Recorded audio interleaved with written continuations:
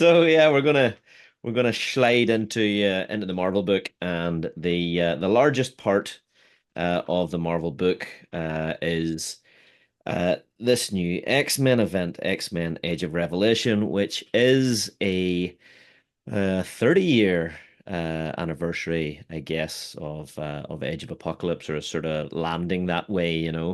Um, so it's an interesting one. So yeah, briefly, Age of Apocalypse. One you haven't read yet, Alan? Nope. No. So yeah, so 30 years ago, I guess it was 1995. Very exciting. It was a time before the internet was widely available. Whenever they, I guess they did this, it was something that you were maybe reading about in previews, which was very rare at the time, or you were trying to find out information about it. I was picking it up all through Forbidden Planet, which at that time Talisman, I suppose, on Wine Tavern Street in Belfast, just opposite where you are.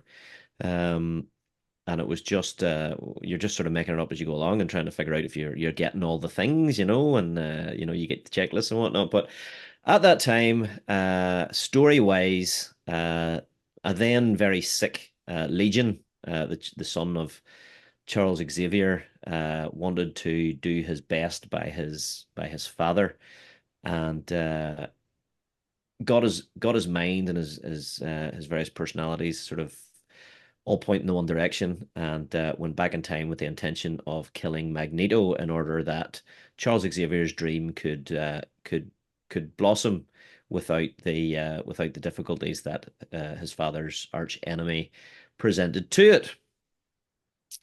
At that time, Magneto and Eric and Charles were friends, and Charles jumped in front of the attack that was supposed to kill Magneto and died himself.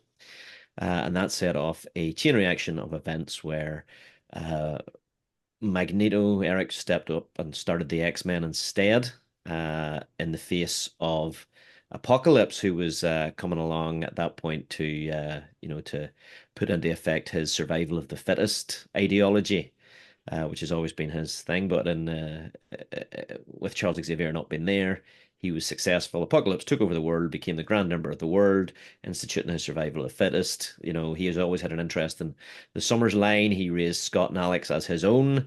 There was a whole lot of changes, and I guess the way that manifested within the line was all of the X books at that time. Uncanny X-Men, X-Men, X-Force, X-Factor, Excalibur, Wolverine. I'm sure there's some I'm missing.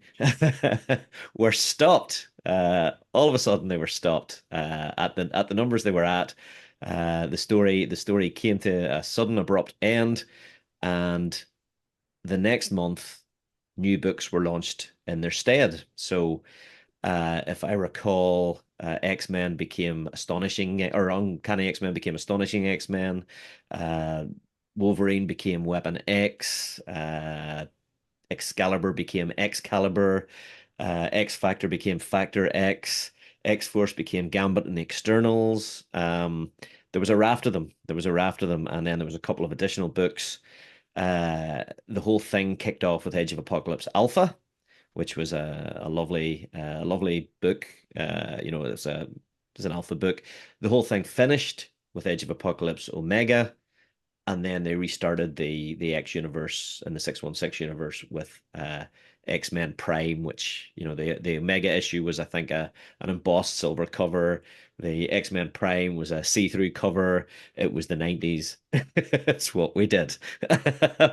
There was also a couple of additional books. There was X Universe, which kind of showed what the non-mutant heroes were doing during this sort of Age of Apocalypse takeover. So that was Age of Apocalypse. All of those books ran for 4 issues. So that was 4 months of continuity. And then finished with, say, the Omega issue. So, and then all the books sort of restarted with a fresh coat of paint. Usually, I think from the number that they had stopped at. Some of them maybe restarted. I can't quite recall. It was a long time ago. So that brings us to this, which is Age of Revelation. So Revelation is the character who was Doug Ramsey, Cypher. He was a big part of the Age of Krakoa. If you remember the character that communicated with the island itself, that's Doug's powers. Uh, he can speak automatically speak any language. But there was a series recently called Heir to Apocalypse. It's a few months back where a number of ex-heroes competed to be the heir to Apocalypse, who is now gone, and Doug Ramsey was the successor, and he's been given a big buff in powers as a result of being the heir to Apocalypse. He now has this telepathic ability, the effectively equivalent to the voice of God from Preacher, if you recall. Um, so whatever he says will be done. He looks like he's been hitting the gym as well, and he's got his wife by his side, and of course his ever-present self-friend Warlock. Um, so yeah, he's now known as Revelation, and it seems that certainly from the sort of recent, I can't remember if it was a backup story or something anyway, but Doug appeared. He has a mission as Revelation. He's been hunted by Project One. He quickly takes them out, and then he heads off to Alaska to meet Cyclops and his X-Men. So that is where this, I guess, begins. The Age of Revelation itself seems to take place 10 years after whatever has happened that put Doug in has put Doug in this position of power, where uh, the basic pitch is 10 years in the future. Doug Ramsey, as the early apocalypse Revelation, has remade the world, or at least the eastern half of the United States, in his image. And we sort of go from there. We look at what our heroes are doing now. There's a future where the Revelation territories are a mutant utopia. Uh, there's an Earth that's been ravaged and transformed by the mysterious X virus, and we're now seeing, what our heroes are up to now. If I recall, Alan, there was an Age of Revelation number zero prelude issue, Yeah, that's coming as part of the delivery this week. It was like a shadow sort of drop, wasn't it? yeah, it was one of those ones where we got sent one as a retailer bonus special, but then you were able to order copies. So I've ordered in like 25 or 30 of them this week. So Cool. that'll give people certainly their first taste of this.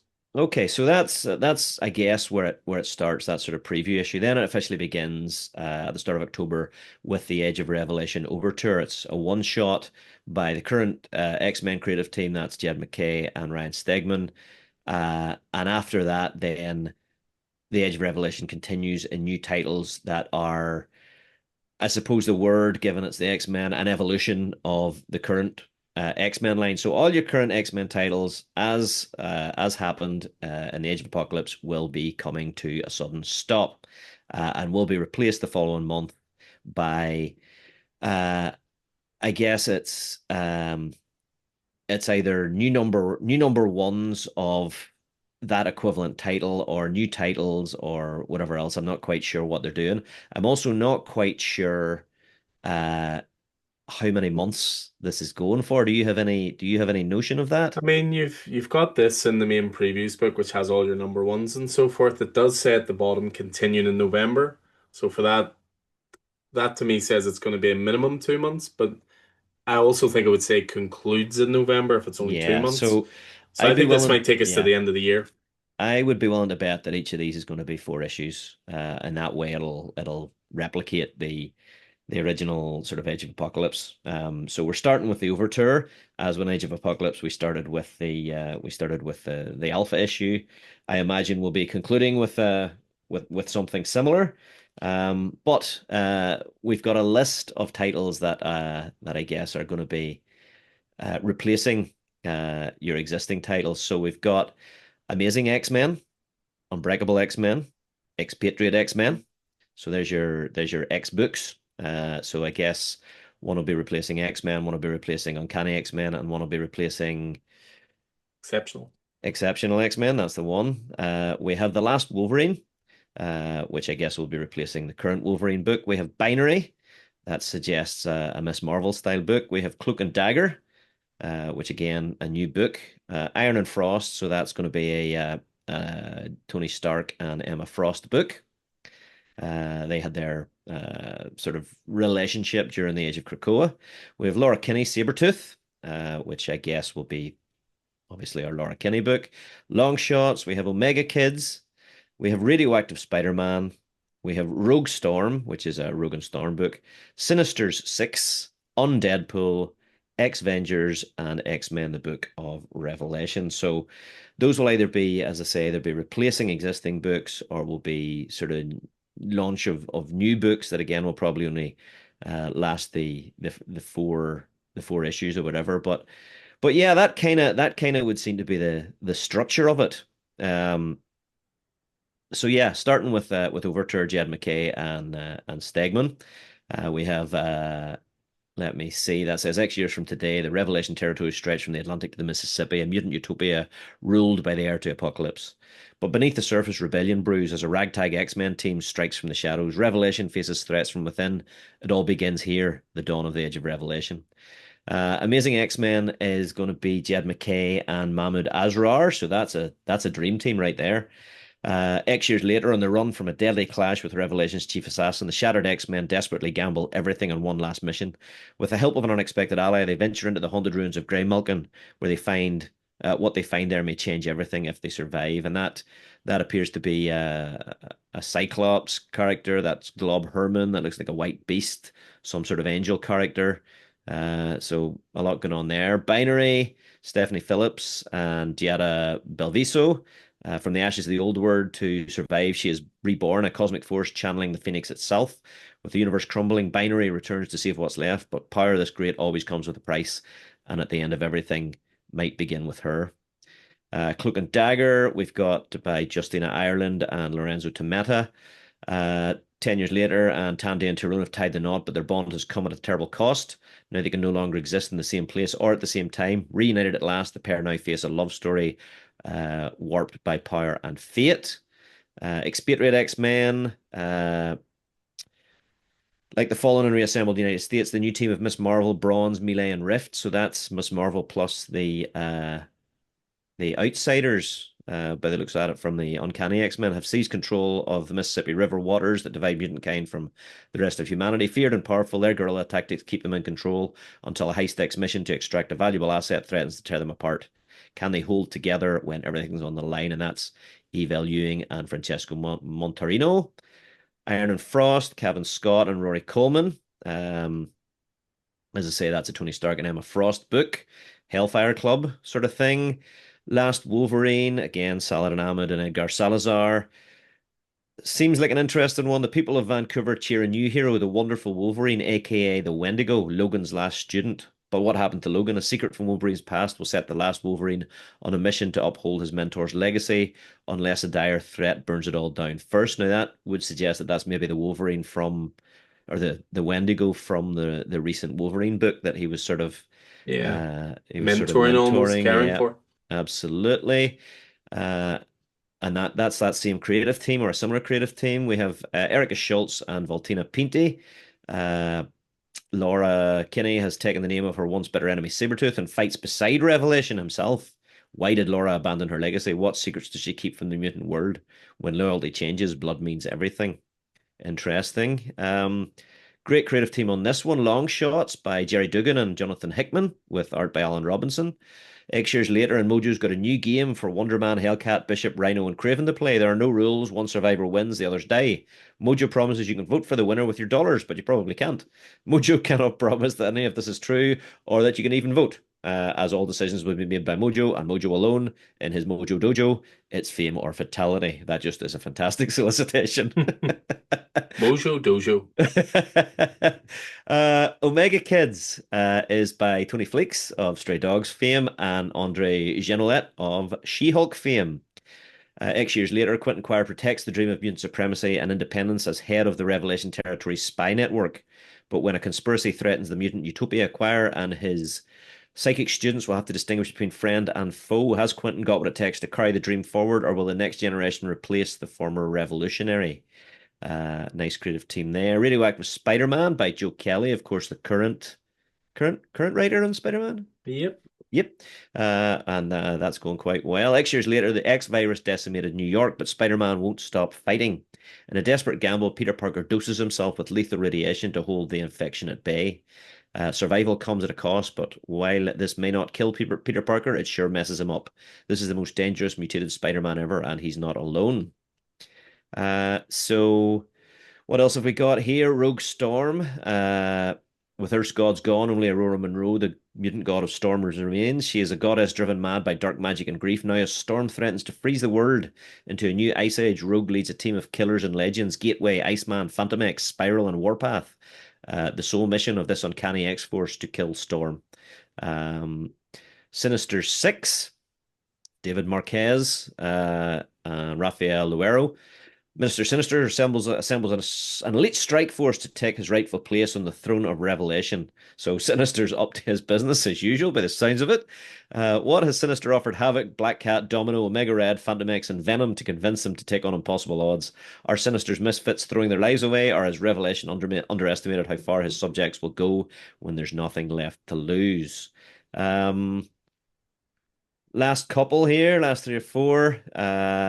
Gail Simone and Lucas Warnick on Unbreakable X-Men.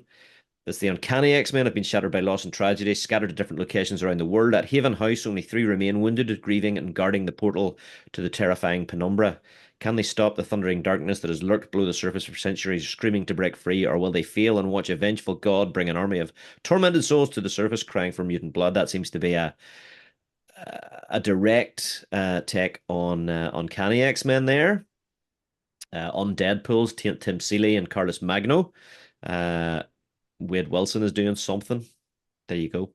I was wondering how much airtime on Deadpool was going to get. His healing factor is on overdrive. His mind's a passenger in a body that hungers and cannot be sated. So looks like Deadpool zombie.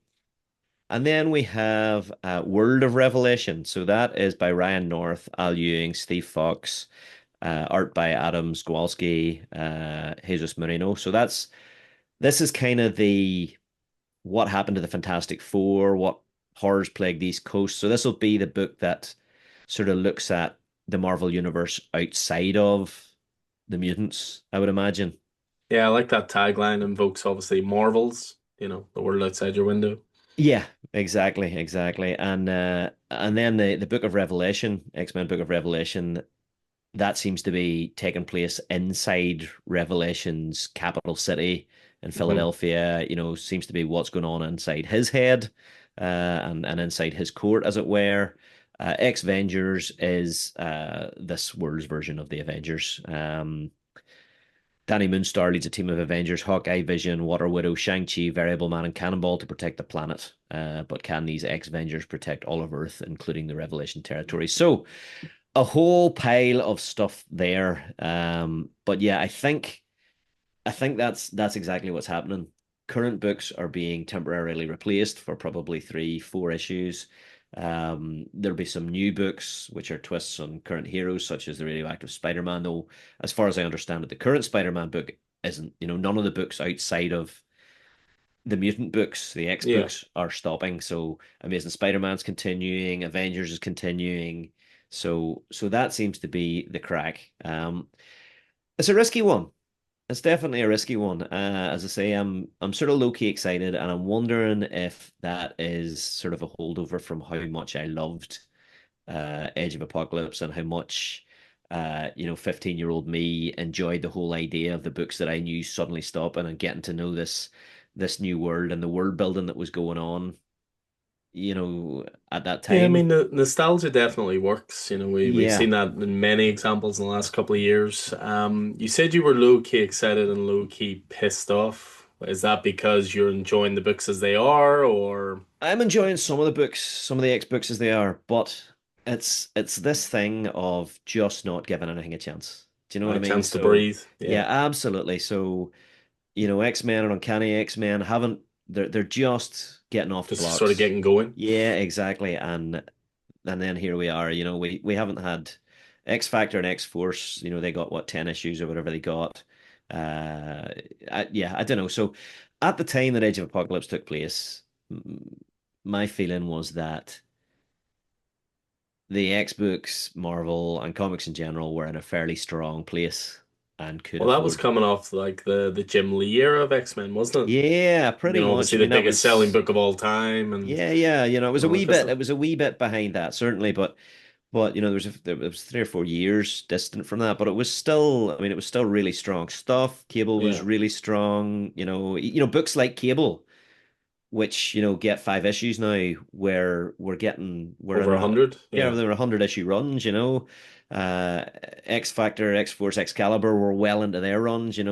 So those X books, Marvel comics in general, were in a really strong place, and I don't feel like certainly the X books are in that strong place at the minute. So this is, I mean, It's is risky. this? It is risky. It's If you're risky in going a to run way. these, if you're going to run these for 3 or 4 issues, whenever for the most part Marvel are running 5 issue miniseries for everything, Yeah. what are you playing at? Like, It also maybe, we always say this as well that, any number one or jumping on point is also a jumping off point. And, will certain fans maybe think this is a bit too convoluted? Maybe they don't have the nostalgic memory space of Apocalypse, for example. yeah, I kind of wonder, I mean, this is just my own speculation and just from, feedback I've got in store and the way I see sales and stuff. I wonder if this is to give Marvel breathing space to figure out what to do with the X-Men. I kind of think this is like a 3, 4 month gap where they think we need to get the X books back on track. No one was expecting these, certain books to be cancelled after 10 issues. I yeah, don't know if yeah, it's quite been the success they'd hoped for post Krakoa. I think there's a certain element, and I've spoke about this to loads of people. I think there's a certain element of regret at Marvel that they didn't let Krakoa breathe for longer, yeah, because Krakoa has now entered into the mainstream through yeah, Fortnite and Marvel Rivals. And the worst part is I get younger readers coming in. I say younger readers, sound like such an old man, but 15, 16-year-olds who are enjoying those games and they're saying, "Oh, this Krakoa stuff seems great. Where should I start?" And so many of the books are out of print. Like I can't even get the graphic novels for it. So I kind of wonder if this is a slight course correction, which is insane to say because we're what 14, 15 issues into like the current yeah, X yeah. books. Hmm. But I wonder if this is a certain course correction of right, guys. In the background, we're going to be working on what we're coming back with to get people excited. But here's like a 4 month event where we're still putting books out, and we're not getting slaughtered if we're canceling series and this and that. Again, just pure conjecture on my point. It's not Yeah, the kind of yeah, thing absolutely. that Though it seems like I mean, no, I mean, let me be clear. I mean, Jed McKay as the showrunner here, and Jed hmm McKay has given me no reason to doubt that he doesn't know what he's doing. For the most part, they're keeping the creative teams that are on the books that are analogs of existing books on there. So if you're reading that book and you're enjoying that book, there's no reason that you shouldn't enjoy yeah. the Age of Revelation version of it. And it is always cool to see different versions of your heroes. Some of those characters from Age of Apocalypse are still iconic. X-Man, who was the Age of Apocalypse version of Cable, Nate Gray, I mean, that character spun out of Age of Apocalypse and had a 75 issue run or something. hmm And it was one of my favorite characters for a long time. The Dark Beast who came out of that, the Wolverine that only had the one arm. That was, hmm all very cool analogs of the characters that we know and love. So it's always cool to see that, and it's always cool Yeah. to see a rebuilt sort of reality. But I don't know. You could be right. You could be right. It seems like a very extreme thing to do, and a probably costly thing to do in order just to reboot your line again. But Uh, but I mean, even like, you know, not that I want to invoke his name, but I know like Rob Liefeld's been talking a lot about this, that the Xbox are really struggling and that, he has sources within Marvel that they're really disappointed with how this new relaunch went. And, you know, yeah, I don't know. I mean, yeah, I struggle with X-Men because I just think there's too many books, both as a store and as a fan. I talk about this all the time. When Krakoa first kicked off and you had 6 books, that was amazing. And yeah, then yeah, one book of 6 ended, another one started. So Fallen Angels ended, Wolverine started, and I thought 6 books, this is perfect. A novice reader like myself for X-Men, I want to get Yep. into it. I don't want to feel overwhelmed. And before you knew it, there was 12 books and 13 books and 14 books. And Yep. Yep. I know they weren't essential, but my brain Yeah. doesn't work like that. Yeah. My Yeah. brain That's is like, we're all I completists, want you to know. read it Yeah. all. Yeah. Yeah. So Yeah. and I don't know how you solve a problem like the X-Men because the cast has gotten so big now that every cast member, that's someone's favorite. Yes, So if they bring absolutely. out books that don't have certain characters, people are then annoyed, and this character's not getting the chance to shine, and this character. I think I spoke about it to you before when I read Ultimate X-Men, the original run, the omnibus of it. It was wonderful for the simple reason that there were six people on Xavier's side, and there were six people on Magneto's side. Yeah. Yeah. That was it. Everyone had a chance to shine. Everyone had a moment to shine. Everyone had a clear story. But once you get into those big worlds and 10 titles and 12 titles and 14, it just loses me, you Yeah. know? So, again, I'm not saying I have no idea how to solve a problem that is the X-Men, But I do wonder if that's what this is an attempt to do. And going through these books now with you, some of them sound really exciting. Some of them Yeah, don't sound really they? interesting. Yeah, there's a few that I'll So definitely I'll dip in grab. and out based on creative teams, I would say, and based on storyline, but some of them do sound genuinely interesting. So, but as I say, I don't know whether I spoke to you about this before we started or I said it in the intro, but when it comes to these books, we will not in store automatically move you on to the equivalent of what you're on. We'll just assume you're taking a break from those books unless you let us know. So I never want someone to feel pressured that I put books in that they didn't want. Mm. So yeah, just I let us know if those wonder books interest you. I wonder how stores handled this in the 90s whenever we didn't have podcasts and we didn't have the internet and we didn't, really it was all kind of a big mystery. Well, I suppose, not to go off on too much of a tangent here, but I think maybe part of it was that stores ordered big because there was excitement around anything new. It gets to the point now that there's so much negativity online before anything even comes out. I think a lot of things are spoiled before they even Yeah, come out. yeah. Like it used to Hmm. be in the 90s, if you wanted to know what happened in those first 5 pages, you needed to be in the comic store. Whereas now there's 5-page previews put out online and leaked copies and Reddit Yeah. forums and this and that. And I think we're just in a culture now that's so eager to spoil things in advance or so eager to be like, haha, I know what's coming here. That yeah, I think back then stores probably just ordered in the hundreds. And don't get me wrong, some of it probably Yeah. led to that bubble bursting because stores had stock they couldn't sell and stores going out of business and this and that.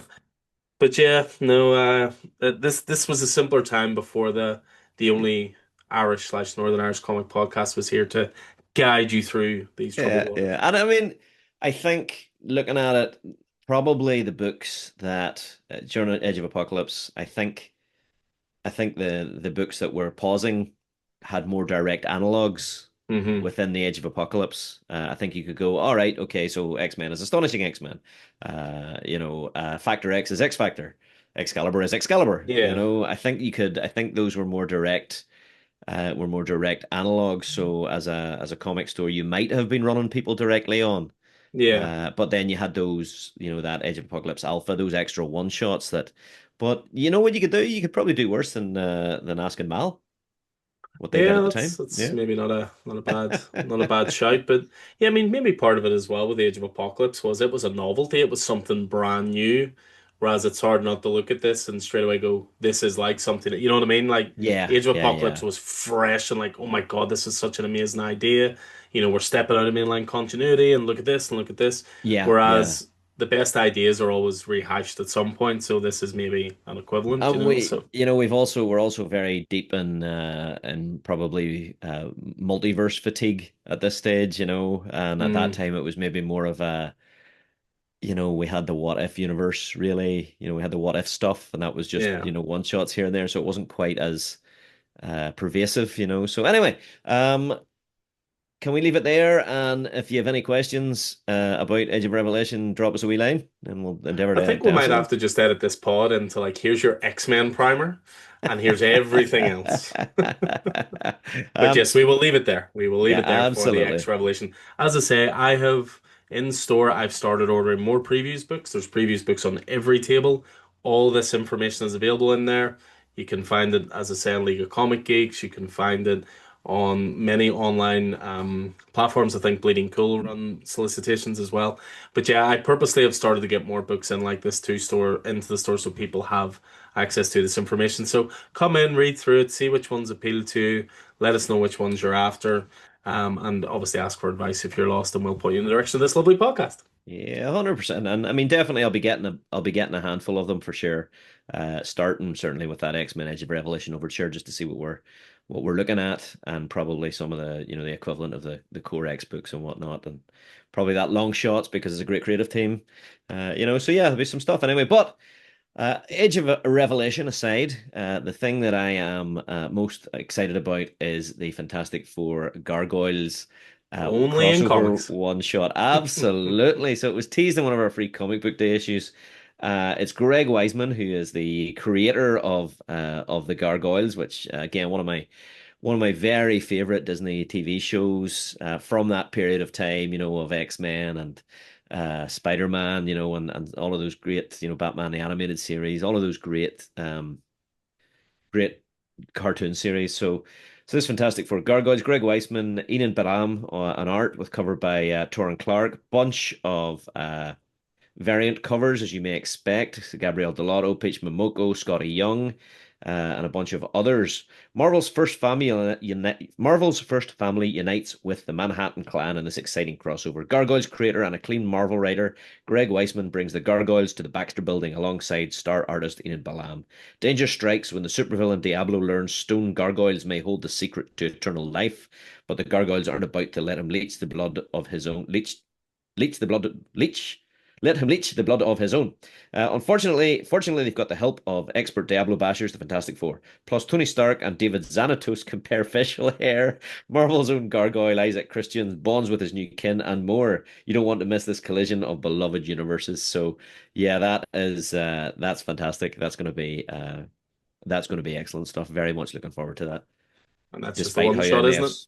it is just a one shot. Unfortunately, that's one I would have been very happy to see them squeeze out to one of their 5 issue extravaganzas. Yeah, well, obviously, moving on, we've been talking a little bit about how it is one of the main things at Marvel at the moment is 5 issue miniseries, and we're about to jump into a few of them here. So, first of all, a couple of Spidey related titles. We have Spider-Man Royalty coming back to write a 5 issue miniseries, Amazing Spider-Man Torn. So, number one will be launched in October. Written by that royalty, which is J. Michael Straczynski, art by Per Perez. So yeah, 5 issue series. One of the most important Spider-Man writers returns to the Webbed Wonder. That's right, J. Michael Straczynski is back, but this time he's digging into a very different part of Spidey history. Jump back with us to Peter's college days at Empire State University with Gwen, Harry, MJ, and Flash. Not that Flash. But not everything is rosy and happy as a new evil rears its head in a way that's sure to impact Peter's future. So yeah, a bit of JMS back. That was a run I read not too long ago. Did a lot of stuff with John Romita Jr. and so forth. So I think that's going to be a good one. And then I think you mentioned it in your intro, Spider-Man Noir, definitely a breakout character in Spider-Verse, a character that they're filming a live action series with, which randomly I think is going to be on Amazon Prime. There must be some weird loophole, but Nicolas Cage, who of course His voiced the voice in character, there. is going to be playing the character in that. So Spider-Man Noir is returning for a 5 issue miniseries written by Eric Larson. I haven't seen him do anything Marvel for a little while. He's obviously part No, of that the Image alumni Image. of the Yeah, 90s. absolutely. I mean, he was one of the Image founders, Eric Larson, Savage Dragon. Yeah. So yeah, Did big, absolutely. big runs. Was it Hulk and Spider-Man were sort of his two Yeah, calling cards at Marvel? very much Uh, so. and Yep. and art by Andrea Broccardo. Brush up on the coolest Spider-Man before he hits the small screen. Spidey legend Eric Larson puts on his writing hat to reinvent this Spider-Man like he did the original with rising star artist Andrea Broccardo. It's the 1930s and Peter Parker is a private detective by day, vigilante Spider-Man by night. Things were going well until a certain dame walked into his office to ask Peter to solve the case of her father's murder. The dame's name? Gwen Stacy. This case may not only break George Stacy's police department, but Spider-Man himself. I mean, that's I'm on that all day long. Noir, Yeah. detective, agency, Brilliant. femme fatales, Spider-Man, Yep. job done. Yep. Trench It's coats, got your it's hats. got one of your keywords there, Noir. It's good. Yeah, Yep. many of Job my done. keywords in there. Very cool. So we've been waiting for this one for a wee while, or at least I have. We had Spirits of Vengeance, I guess, earlier this year, late last year, by Sabir Pirzada and Paul Davidson. So we've got the follow-up now, Spirits of Violence, which we were promised at that time, and it's been solicited previously, but this is number one of five. Johnny Blaze, Danny Ketch, Robbie Reyes, Kushala, Phantasma, Helverine, and more. Ghost Riders unite. When a strange group of new villains and their sinister set their sinister plan in motion, Ghost Riders past, present, and future must combine forces to save the world. But just who is the Spirit of Violence, and what horrors do they bring from Johnny Blaze and Danny Ketch's pasts? Forget everything you thought you knew about Ghost Rider. The most climatic ride in history starts here. First one was good. I'm looking forward to the second one. Yeah, and as you say, this was solicited ages ago and then just seemed to quietly disappear from release schedules, but definitely excited to see it back on there. Yeah, for sure. We also have the finish of Jonathan Hickman's Imperial 4 of 4. Jonathan Hickman writing, Iban Coelho and Federico Vincentini on art. We don't have much in the way of solicitation in this one, but I can say I have enjoyed the first two issues of Imperial very much. Really high quality stuff. We also, as you know, they've been running these one shots alongside Imperial.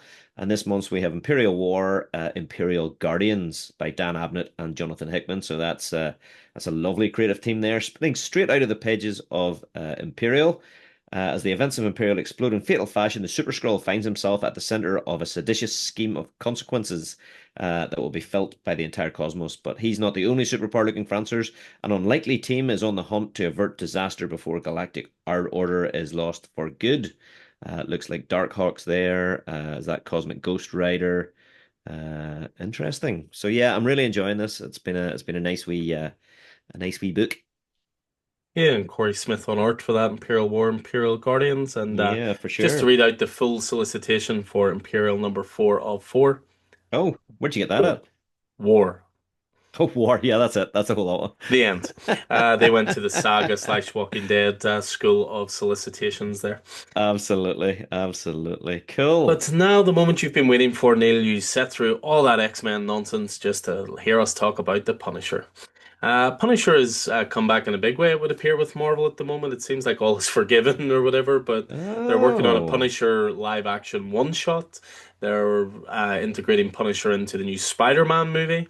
Last month we had Punisher Red Band, the new series kicking off, and now we have another Punisher series, which is Marvel Knights Punisher number 1. This oh, one's going to be of interesting. 4.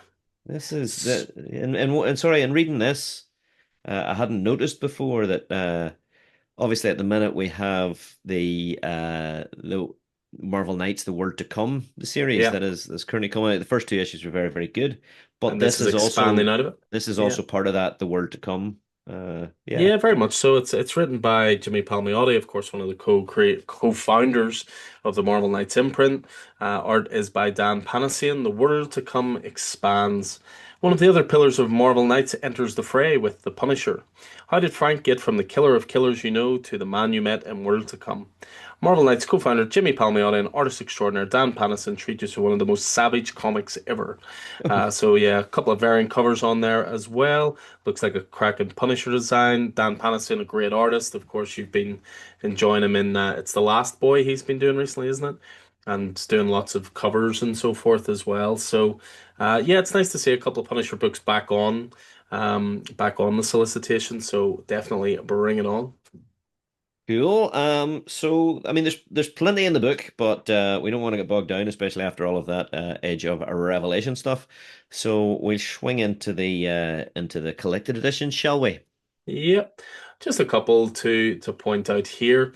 Um, I'll kick off just with Daredevil Cold Day in Hell. Daredevil Cold Day in Hell may as well be called Old Man, Daredevil. Why Old it's Man not Daredevil, is yeah. Uh-huh. beyond me. But this has been a fantastic book written by Charles Soule, art by Steve McNiven, of course, himself a veteran of the Old Man universe. The last issue of this is actually due this week as we record, so very much looking forward to that. Hmm. So, years into the future, powerless Matt Murdock is no longer Daredevil, but he is still the man without fear. The stellar creative team of Death of Wolverine reunites for a bold future vision of Daredevil, introducing a grizzled, older version of Matt Murdock. Matt may no longer have his incredible abilities, but he's still doing whatever he can to help those in need in a city broken beyond repair. And he'll finally be able to take the fight to where it matters most when catastrophe strikes, causing his powers to miraculously return. With no one by his side, Daredevil has little chance against the evil permeating every corner, until Captain America entrusts him with a mission to safeguard the world's only hope.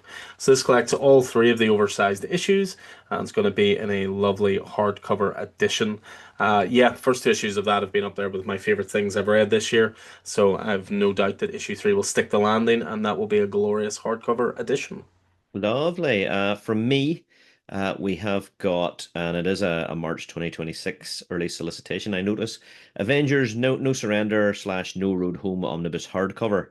So this was these were two series that were written, I think it was 2017, certainly around that sort of 2017, 2018, if Hmm. I recall.